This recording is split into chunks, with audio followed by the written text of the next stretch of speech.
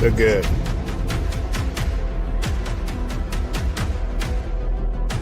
The bad. The ugly. In the name of awareness and advocacy.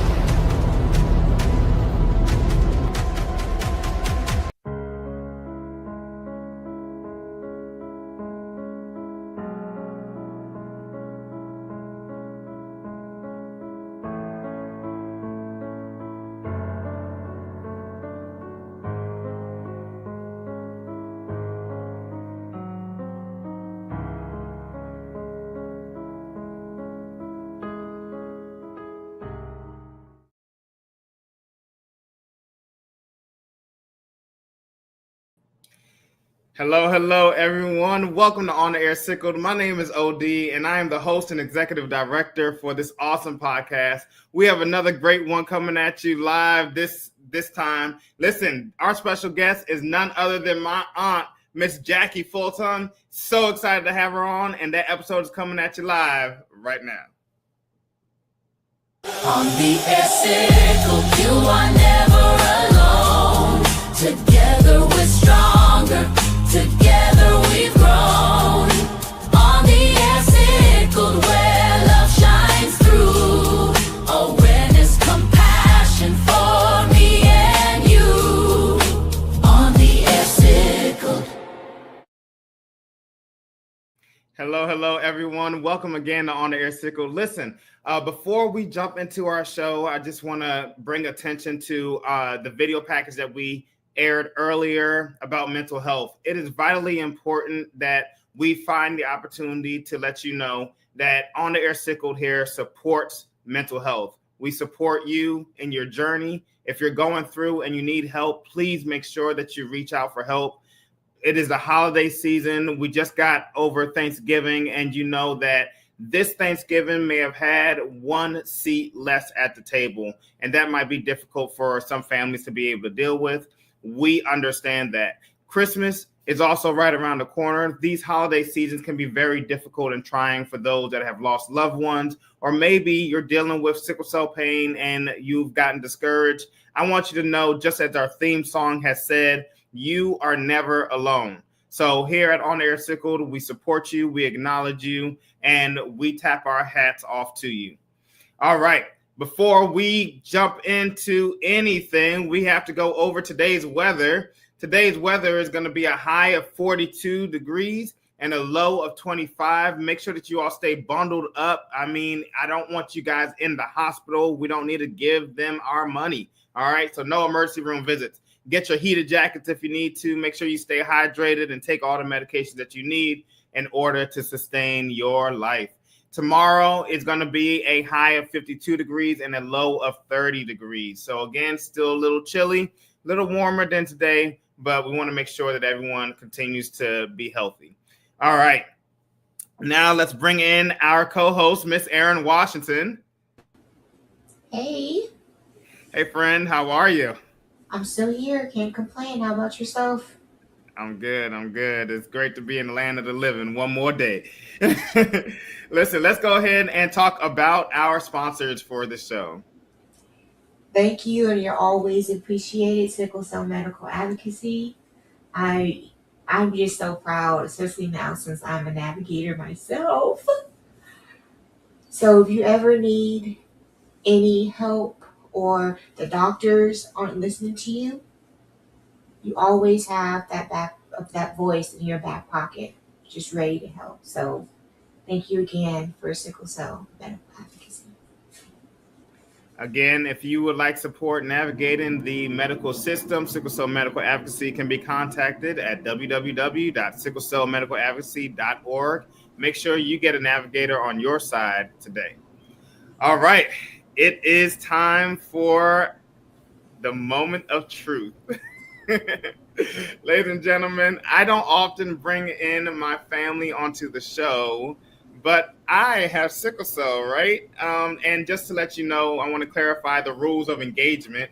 If you are connected to the sickle cell community in any way, shape, or form, maybe you have a sister, brother, your mom, your father, your cousin, or even in this case, I'm a nephew or niece that has sickle cell, make sure that you go to www.ontheairsickle.com, hit the share my story link, and you can be the next guest on the air, just like this woman, Jackye Fulton. Jackye Fulton is my aunt, and I'm so glad to bring her live on the air. Hello. Welcome. First of all, thank you for doing this. So excited to be able to ask you some questions.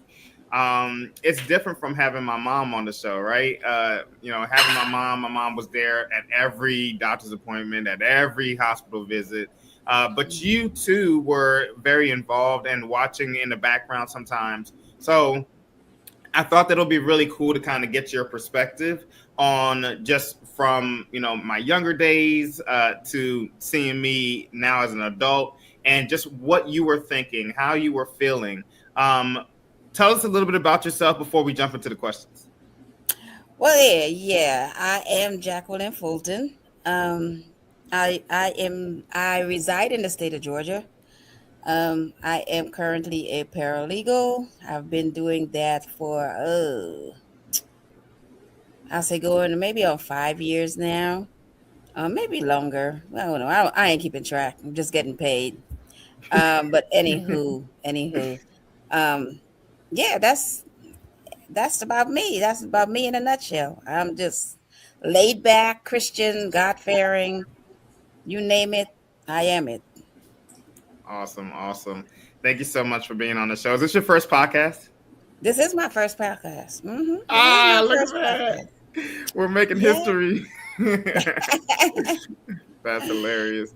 All right, yes. So let's dive into some questions, shall we? Mm-hmm. All right. So you know me my whole life, obviously. Tell me a little bit about your first experience with me having sickle cell and what was going through your mind in the moment. Well, I think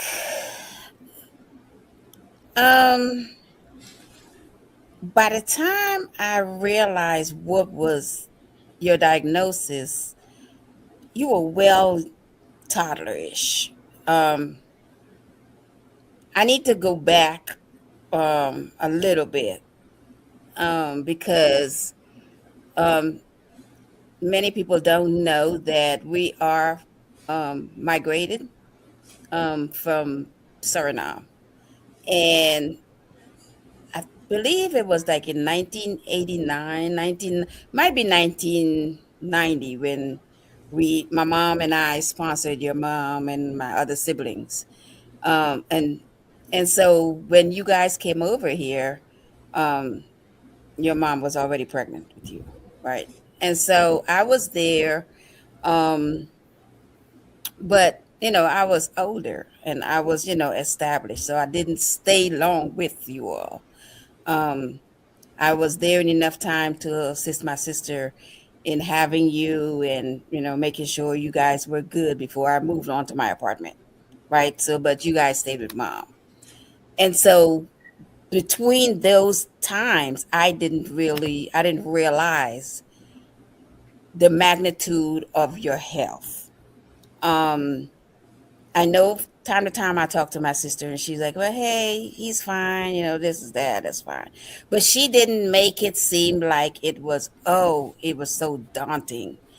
So I'm thinking surfacely, oh, he's sick, but he'll do better.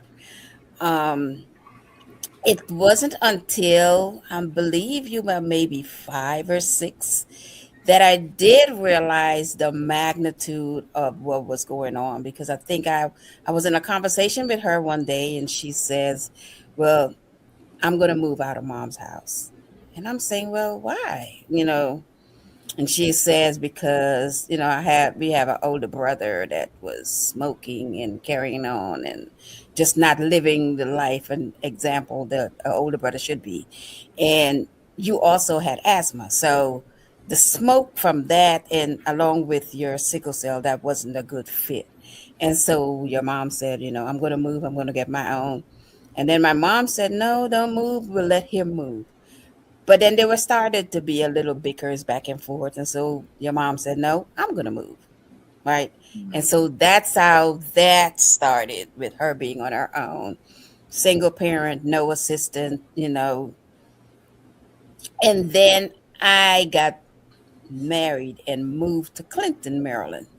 And you all stayed in Tacoma Park, Maryland. So that was, now I've put a gap in between us, because that was like a good maybe hour and a half in traffic, or whatever. But it was a gap, because I've now gotten married, have my own family going on, So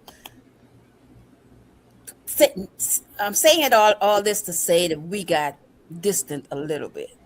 Your mom and I got distant. So we got distant, and that separation, I wasn't really fully involved with you. Not until you guys, she was struggling in Tacoma Park. And so we invited her to live with us. And so when she came to live with us in Clinton, that's when I realized that it was more of a, because by that time you had surgery, you had seizures, I was never there for all of that, right? Those stages, and I regret the fact that I wasn't there, because those are the stages that I wanted to assist her more through, right? But I wasn't, because of the distance, I wasn't able to help her the way she needed to be helped, right? And so even when you guys came to live with us, I don't remember you having crises much. Um, I remember you going to Clinton Grove, the elementary school up the street.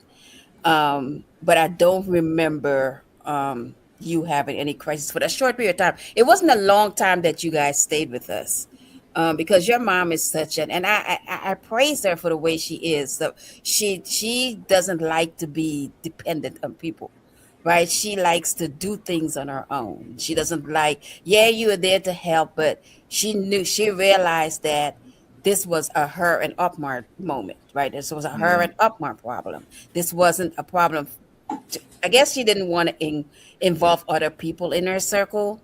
But she didn't make it seem like it's so daunting, right? Yeah. She made it seem like it's just smooth sailing. That's it. Um, and so then she moved, she got married, no, she moved into the apartment in Temple Hills. You and Yeah. her moved, then after that she got married, So things transpire quickly. And time goes so fast, by the time you realize it, you were a teenager. And be like, where did Tamar go? Right? So those little baby stages, those were gone like in a twinkle of an eye, right? And then I remember one time where I've actually seen you in a crisis, because I personally drove you to for Washington Hospital. And it was in that moment that I realized this is worse than I ever thought. And I always have a mentality that when you go through something, it's only that person that goes through it. Yes, there are other people around you, but the pain and the suffering and the daunting and the cry, only you know what that feels like. We might want to, insert ourselves into, oh, I'm so sorry for you. But are we really sorry? Are we really meaning what we're saying? Because we're not going through the pain. We don't have to deal with that, right? It pained me to see you go through that by yourself. Even though you weren't by yourself, it was by yourself, right? Because Yeah. no one can help you but you. No Yeah. one can help you. The doctors try to help you, but no one can really help you. Mom couldn't help you. Your mom couldn't help you, because you have to find that strength to continue to move on, to continue to go through the struggles. And God always says, if you're going through something, he's not going to put a period right in the middle of it, right? You have to go through the tunnel in order to get to the other side to see what that looks like, right? And so when you're going through it, I'm thinking, okay, all I can do is pray, right? That was my only weapon that I had, was to pray, right? And so I pray and pray and pray that at least the pain will ease a little bit, right? And so when I got you to the hospital, I think there was a song that I've never heard before on the radio. And I really can't remember the song. I was singing it earlier this week. Now I can't remember the song. But every time I hear that song, I think about you. I think about driving you. I don't remember before this podcast is over. But every time I hear that song, I think about you. And I must say, and your mom had always said, well, the doctor says he's not going to live through 18. He's not going to live through 16. He's not going to live through 16 came and went. 18 came and went. You're now in your 30s. Doctors don't know Yeah. what God knows, right? And I am so happy. I'm glad for the young man that you've become. Um, I'm telling you, the struggles were really real back then. Um, but no one, like I said, understands the magnitude of the sickle cell that sickle cell disorder. The disease in itself. Um, no one can ever understand the pain, the suffering, and on top of all that, like I said, you had asthma. So it's not like you only have one thing going on. There were more underlying areas that, things that trigger that you needed to stay away from, or my sister had to make sure that it wasn't around you in order to trigger what what triggers your. But I mean, we can't control God's nature, which is the Yeah. weather, the other things that triggers the sickle cell um flares. I will call it flares. um Nature is what is nature. But can nobody don't nobody have a hand on nature than Jesus the Christ, right? Yeah. And so my prayer is always, and you still on my prayer list. You've always been on my prayer list. um I'm never gonna be off. I'm just no, you're not never going to be off. Because we have dealt with so much. um and like I said, I halfway blame myself for not being there to assist in your younger years. But it was it, it wasn't if my sister reached out to me and she said, hey, I need your help, I was there, right?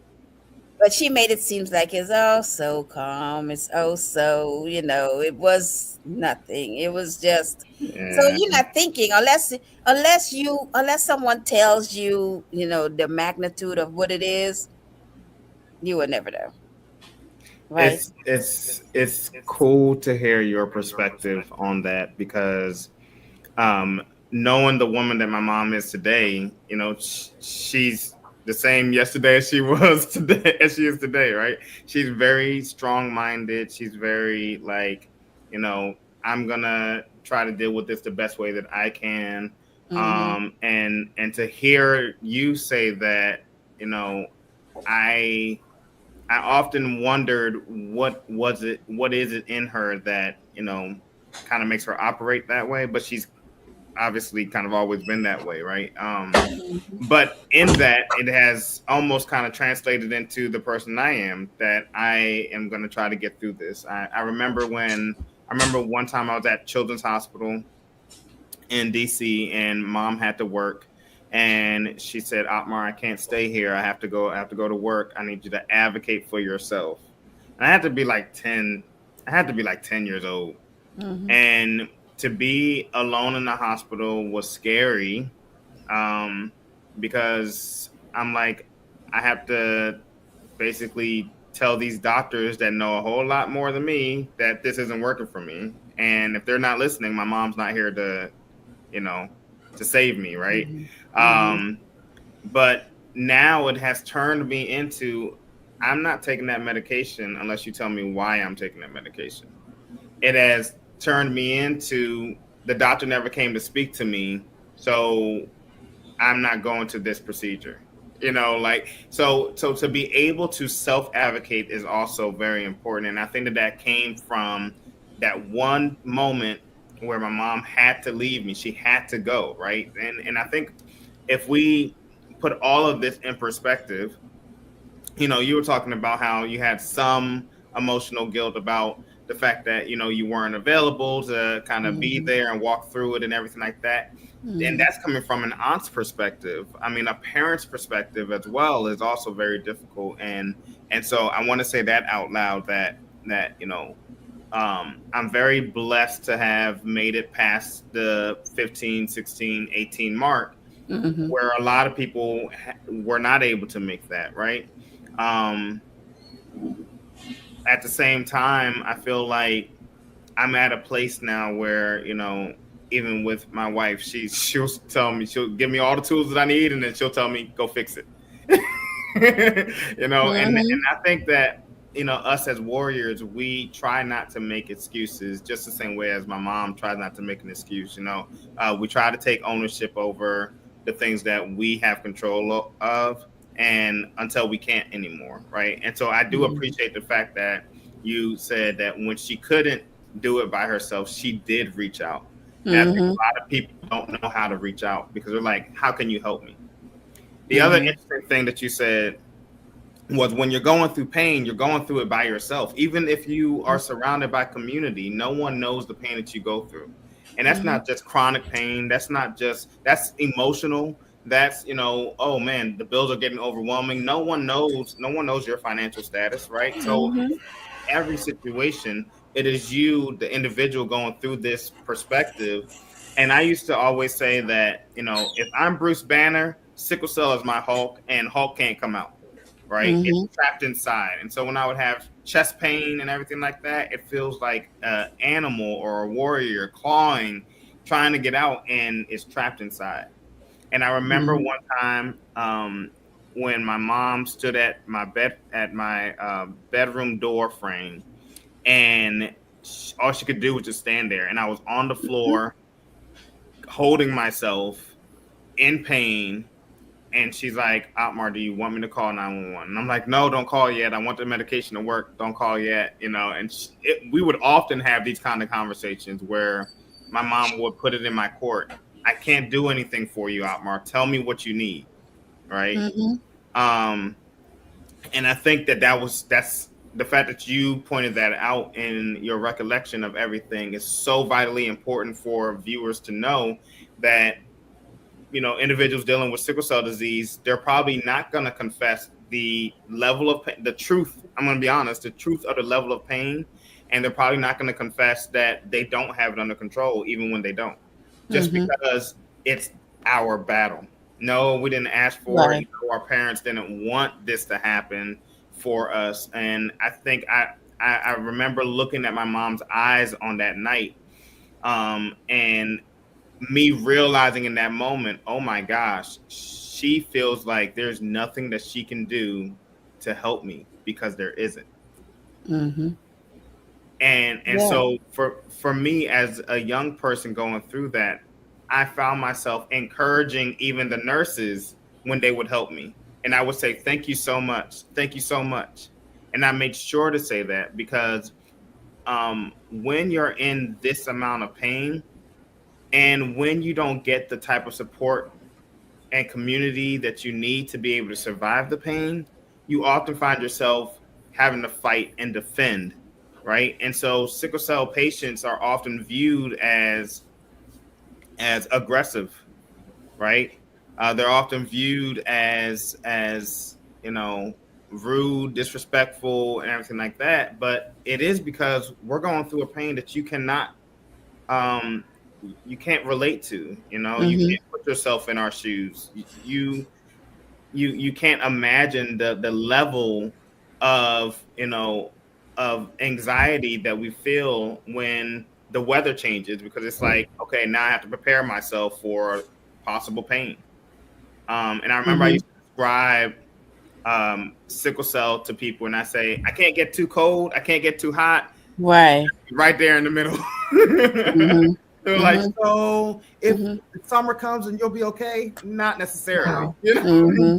right? Because listen, and on top of that, you had asthma. So if it gets too hot, you're in trouble. If it gets too Yeah, cold, you're in trouble. I mean, you just have to yeah. find that, that medium. You know what Balance. I mean? Yeah, Yeah. yeah. Because I mean, and then you have to make sure your asthma medicine doesn't clash with your sickle cell medicine, doesn't clash. You have to, all that is taken into consideration when you're going through what you're going through. And may it be in a household or your bodies, I always say, in order for you to know what part of the house leak, you have to live in it, right? Yeah.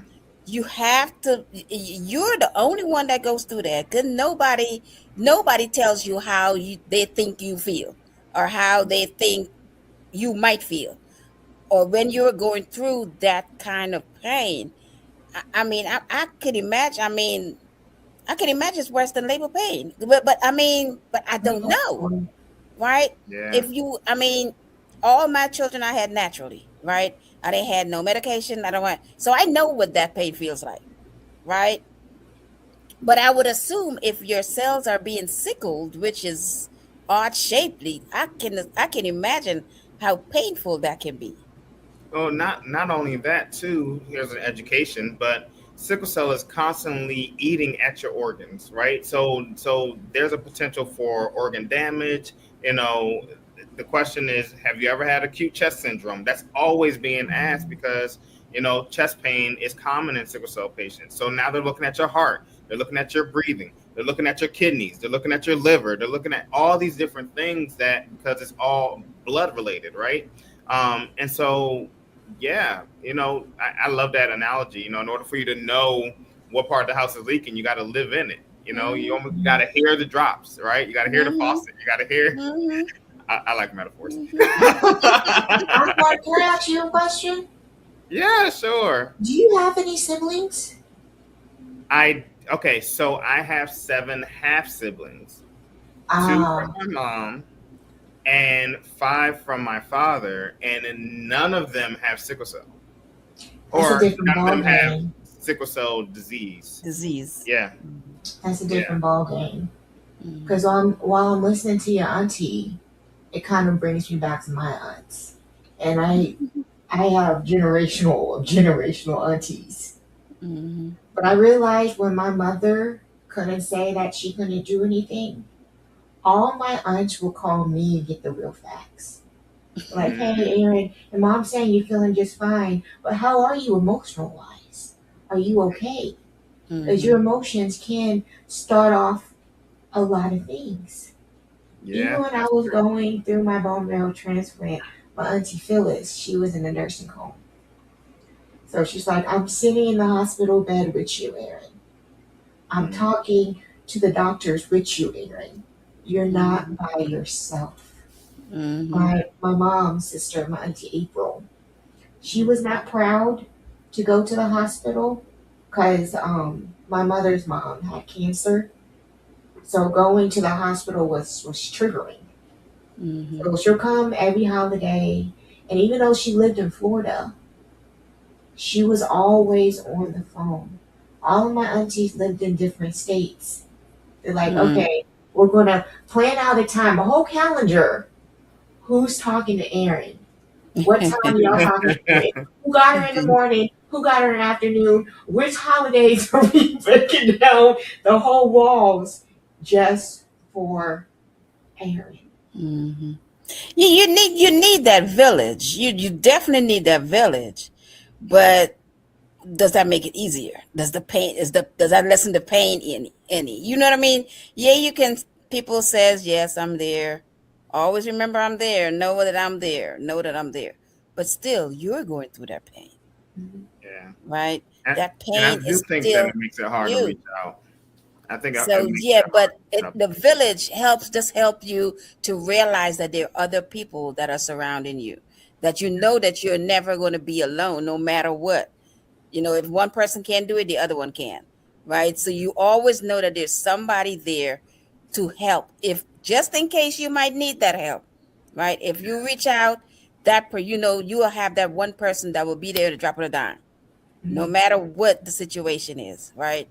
And I think knowing that mentally prepares you to push Yeah. through whatever you're going through. Yeah. Yeah. Oh gosh.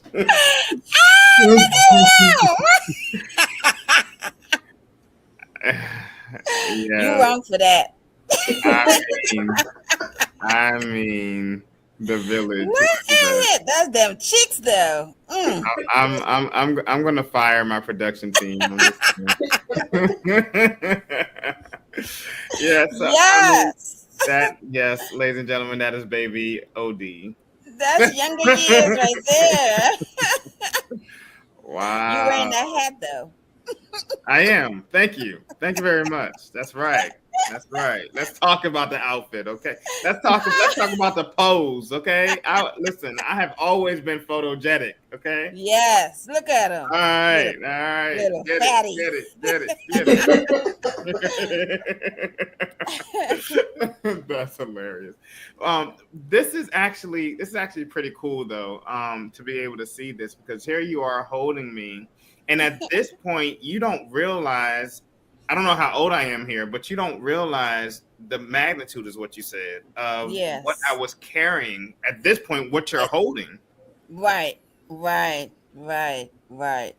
Right. Wow. And I'm not sure if it started at onset. I'm not sure if it started at birth. I'm not sure when it started. Because like I said, your mom was so easy flowing, easy going. You never, but I think by the time you were one, I'd already moved out. So the first stage, your first years, I really didn't, I wasn't living in the same household anymore. Right. Mhm. So I had my own apartment. I was trying to go to school. Um, and so I was busy.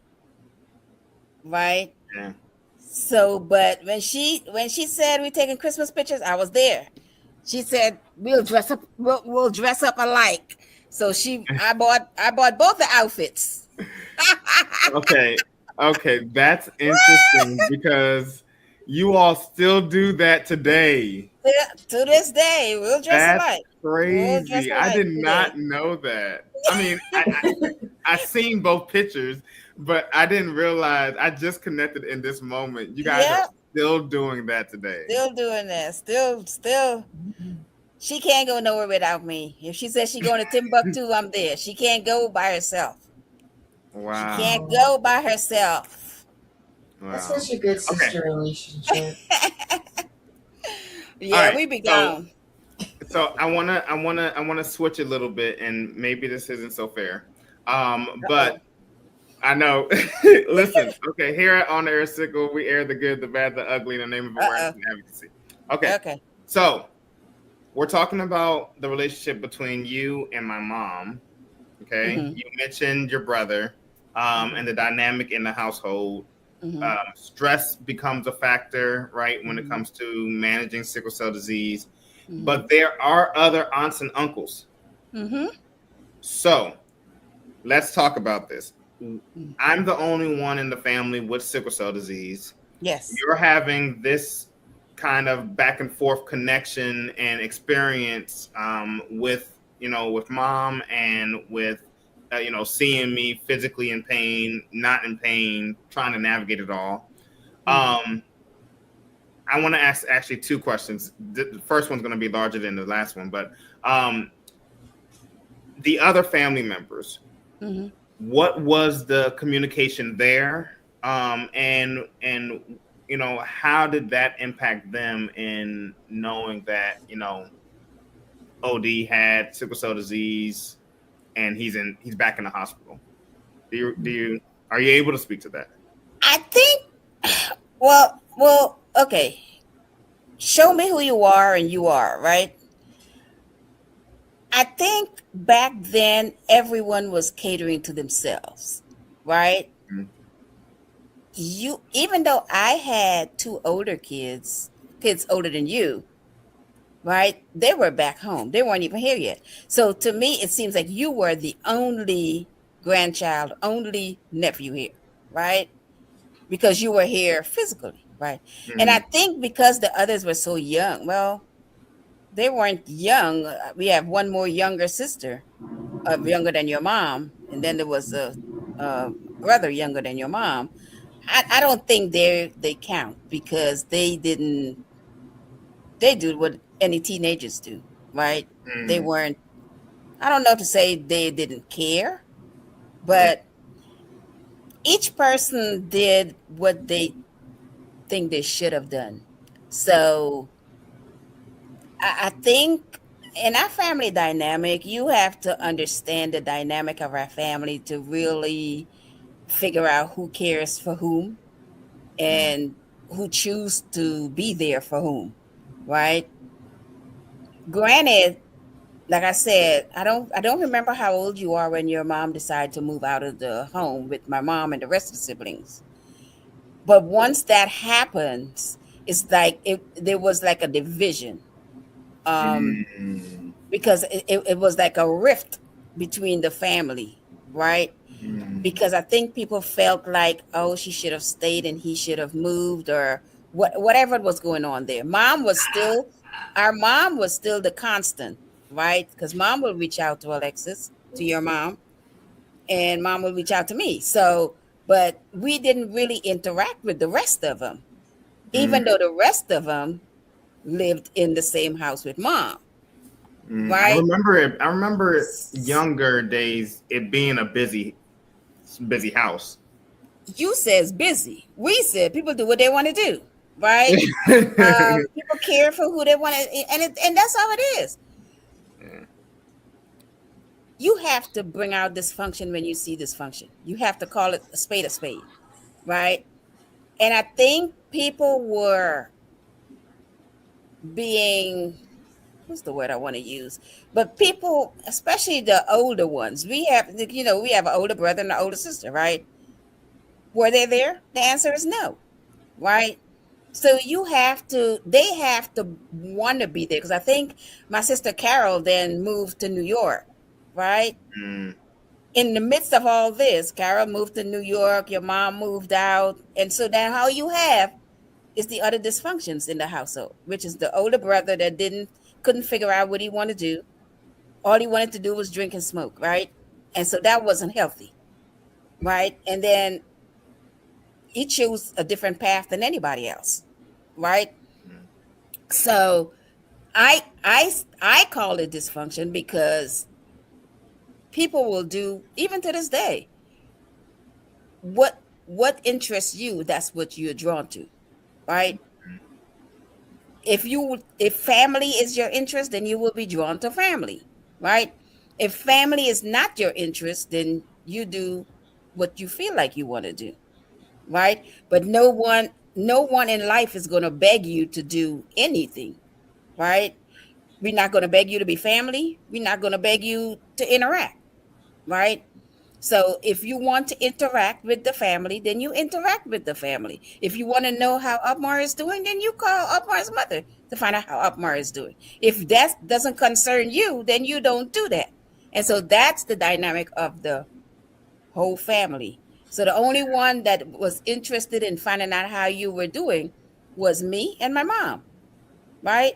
I don't think any of the others thought of the fact of, oh, Upmar is so, because like I said earlier, your mom didn't make it seem like, oh, it's so daunting. This is just unbearable that I can't do this. I can't do this by myself, right? She make it work, right? she And make so it if work. you don't tell me that you're stressed, you're under all this stress, I would know, Yeah, right? That goes back to, you got to live in the house to know what part of it leaks, yeah, right? Because if you don't tell me, I wouldn't know how to react. yeah. So, but what I do know is that mom didn't have a handle on her churn. Period. I run a tight ship, right? Yeah. I consider myself to be strict, right? I don't think mom was as strict as I am now, right? And so when you're lenient, especially on kids, you get what you get, right? Well, I will say I remember Saturday mornings at Aunt Jackie's house, and everything was very strategic. It It was wasn't pretty, chores. right? It was chores. It was TVN Kids Network. Yes, yes. we Oh, had we had and Veggie did you Tales. remember one day you had came home and you had homework, and you couldn't get this math homework for nothing. When I tell you I did not like my aunt at this moment in time, I did not like this woman. Mm-mm. There was nothing you could tell Your me. mom She was said, Jackie, leave my son mean. alone. I'll get him when I come. See, when I tell you, put the baby picture back up. Put the baby picture.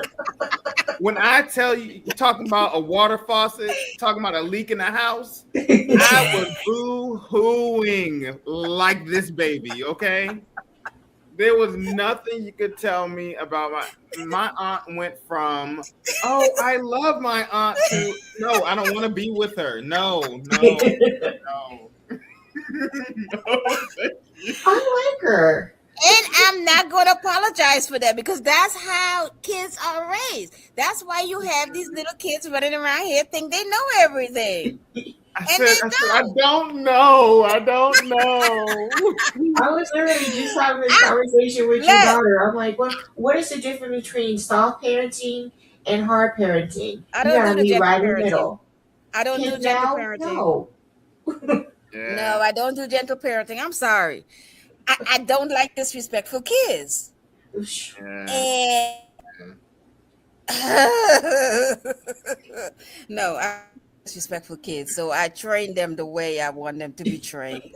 And so the day of his homework, I mean, I felt bad, but I felt that he should have gotten it. He, as No, many times as I've told him, he should have it should have clicked, right? But it didn't click. It didn't. So I No. called his mother and I said, look, we're trying to do this. And he's in the background crying. And so my sister was like, Jackie, leave my child alone. I'll get him. I'll help him when I come home. Fine. But And then, that was and funny. because I'm not letting her off the hook either because she would take me to the library and she'd be like, Otmar, you don't understand? And then put the baby picture back up. Put the baby picture back up. No, I don't understand. No, I don't understand. Boy, those were the days. Those were the days. I could tell you right now. And now having children and being able to, watch their growth and being able to try to support them in their efforts, I'm like, listen, I understand. Look at me. I understand that it is hard, but you gotta practice it.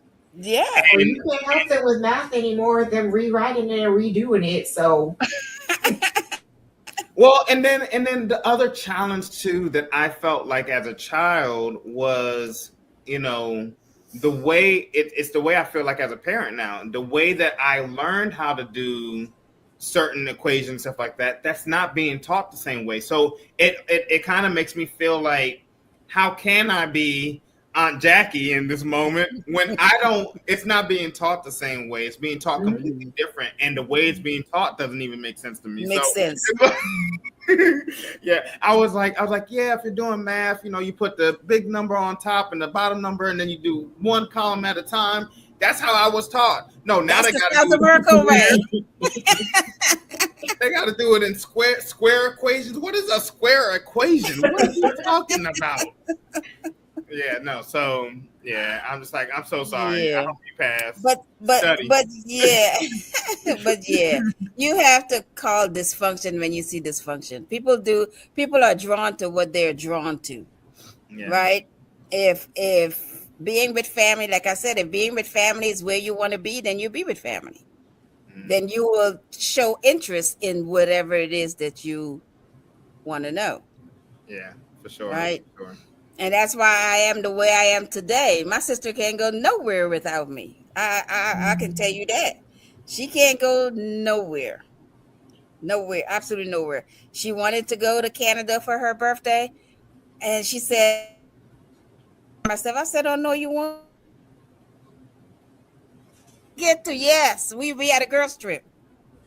We have a girls trip. So families has always been important to me. Right. And if I know you're struggling through something, I always want to be there. But in order for me to be there, you have to let me know where you need my help. I'm not going to insert myself if you don't need my help. Yeah. Right. Yeah. And just so that everyone knows, I did, and I'm calling my mama out there. I did try to get my mama on the show. My mama was on the first on the air sickle broadcast. So Yeah. she did do That's her due because diligence. the bucket. Huh? What'd you say? You would need a bucket of water and you don't have the bucket. I don't have the bucket. No. Yeah, she said I'm not about to break down on this show. That's what we It need was supposed to be though. a tag team moment, but no. It was supposed to be a tag team, but it's okay. We're gonna get her Mm-hmm. again. We're gonna get her. We're gonna get her. Yeah. Mm-hmm. If nothing else, the production team will make it work somehow, some way. Make I it don't work. know. When you get her, get me on too, so we can be sisters. Because she's not being cooperative. I don't understand when people are coming on a show and be like, "Oh, I'm gonna cry." Yes, please cry. This Yes, please podcast try. shows the good, bad, and the ugly, and the And the ugly ugly. Yeah. will Yep. bring out some tears. It would Yes. take Yes. a lot Let to bring let me the in makeup tears. run. Yeah, it would be a lot to, but she cried at the drop of a dime. And she's just Aw. emotional being. But Yeah. love her, love her, love her, love And her. you know what though, and I say this as well to include the fact that Look at her. Oh, Ah, look at oh, it. she's beautiful, Mom. Look at yeah, that. See, we dress alike. We today we dress alike. she thinks she grown. She not grown. She And not she grown. is. Oh, She I know is. where that is. I forgot you in Georgia. Huh? Yeah. Yeah. I'm, So I'm in Aaron, Georgia too. I know exactly where that is. Oh. yeah, no, she Oh, not. you're in Georgia too, Aaron? Oh yeah. Oh, okay. You live in Lawrenceville? No, I live in We're Midtown. recording. We're recording. Don't put that out there. Oh, Oh, sorry. I don't want nobody looking for you. oh, people know where I am. It's okay. No, but that is my aunt and my mom, y'all. Yes. Yeah, they are two peas in the pod. We had some good times. Definitely had some good times. That's Yep. awesome. Okay, so we're running out of time here. So I wanted to ask this last question. Mm-hmm. There was a time where I was doing home infusion. Do you Mhm. remember? Okay. Mhm. And I remember being at your house and Mhm. having to self-administer. And I had to be, I don't know, I was a minor, I don't know. Mhm. But sticking myself with a needle in my Mhm. stomach, trying to explain, yeah, I have to do this. For you to witness that happening in real time, Mm. can you speak about that? Well, I remember me saying in my head, not out loud, there is no way on God's green earth that I'm going to stick myself. That was my first. That was number one. Number two, I'm saying, would I stick myself if it has to save my life? I don't know. Right? That's number two. Number three, if I'm going through a crisis and I am supposed to stick myself, would I do it? It take a strong person, a real strong person, to answer yes to all those questions. That ain't me. Right?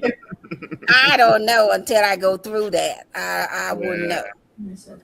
But I must commend you for your strength. I'm telling you, your strength, I don't think I have half of it. Oh wow. You are strong.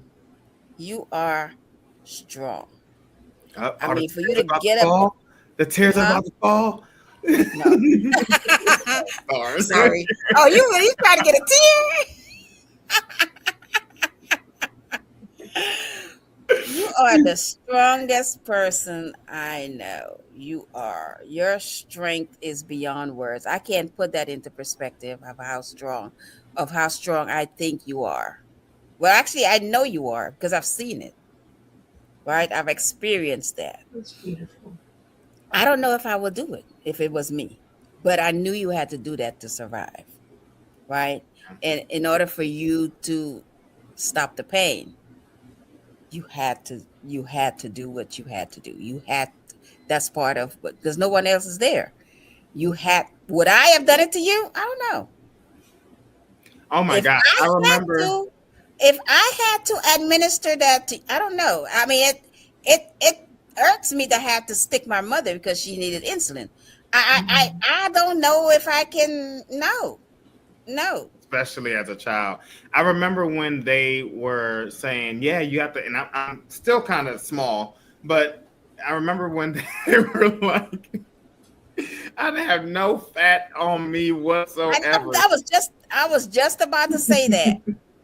I said, where is he sticking himself? Well, he can just do it on his stomach. Okay, because I don't see no meat on his bones. He is just bones. Oh, Yeah. yeah, I remember those times. That's why I look at you crazy like you didn't have any siblings. My sisters and brothers, all three of them, will tackle me down, be like, "It's medication time. One, two. Oh, my bad. We get that on two." Yeah, no. I happen to be the oldest, so Mm, yeah. I'm blessed But to be the middle child. I remember them saying you can either administer it in the rear cheek because that's probably where his most fat is, Patty. and I said no, no, no, no, no, no, no. What we're not gonna do. No, as a kid, I said absolutely not. I refuse. Yeah. Mm-mm, mm-mm. And so Mm, what would happen though is I chose my stomach because I was like, that's the only place I got. But on day 3, because I had to alternate sides, on day 3, it will be swollen. Both sides will be mhm, swollen. So like I have to work mhm, around it. So now I'm sticking the needle, on top of swelling. mhm, And I just remember it hurting so bad, so Mm-hmm. Because bad. on top of you hurting, then you have those sites. Mm. mhm. Yeah, Yeah. yeah. Bruises take forever to get rid of too. Oh my Mm-hmm. gosh, yeah. So then it was like, well, can you do it in his thigh? Ain't no fat there. What do you There's no mean? fat. He's skin and bones. He's just bones. Just bones. That was That was it. just bones. That's hilarious. All right. Well, this is the part of the show on Jackie where I isolate our guests and I allow them to speak into the camera directly to the viewer to share anything on their heart. It could be motivating. It could be educational based. Whatever you want to say to the world, this is your moment. And Okay. so our production team is going to take me off and Aaron off, and the time is yours. Okay. Anyone that is going through sickle cell disease, I know the pain is excruciating, that's as it can be. But I pray that God will sustain you through the pain as you take your medication, that God will give these doctors the knowledge and understanding of how to treat your symptoms and to treat your symptoms as though it would have been their child, and not to abuse the system, not to abuse the whatever is going on, and that the pain will be subsided, whatever medication they give, that will ease the pain, that that your suffering will be minimal, but that the medication will work, and it will work, and it will work, and it will work until I can't say that you will get better, but you will ease for that time. Thank you all for listening to me babble.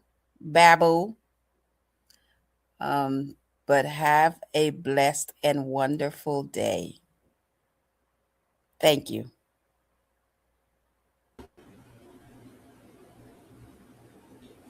You muted. OD, you're muted. I'm muted. I'm good. I'm good. I'm here. Huh? Ladies and gentlemen, you heard it straight from our guest, Miss Jackye Fulton, my aunt. Let's put those images back up on the screen just for the heck of it. There he is. There he is. Who is that guy? That's my aunt, ladies and gentlemen. You've been listening to On Air Sickle. So happy to have you on Jackie be part of the show. We're Look gonna how put you in skinny the I green. was. I was skinny. Yeah, you were small. See, I can't say stuff like that. I'm a man. I can't. You ain't getting me on trouble on my own show. But I was probably also 19 or 20 in this picture. Oh wow. Wow. Wow. Dang. I was probably 20. Well, then that just means that you what, like 25 now? Yes, Yeah. sir. As Yeah. long as I'm legal enough to drink, I'm good. Oh man, that's 25 hilarious. forever. Just don't give me 21. 21 is just you barely getting there. Oh. All right, ladies and gentlemen. That is Miss Jackye Fulton, our guest for today's episode. We're gonna put you in the green room. Don't leave us. We'll be right there with you. Aaron, you got a little snapshot into my life. What are your thoughts?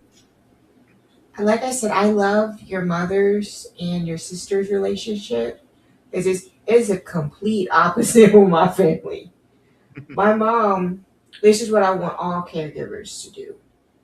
My mom never showed any type of emotion, so no one knew that we needed help. Because she will put on a fake strong act.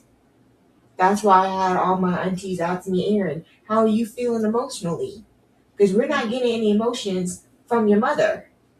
Are you Yeah. crying? Are you upset? Where is your pain level? Does this pain level make you want to, what's going on?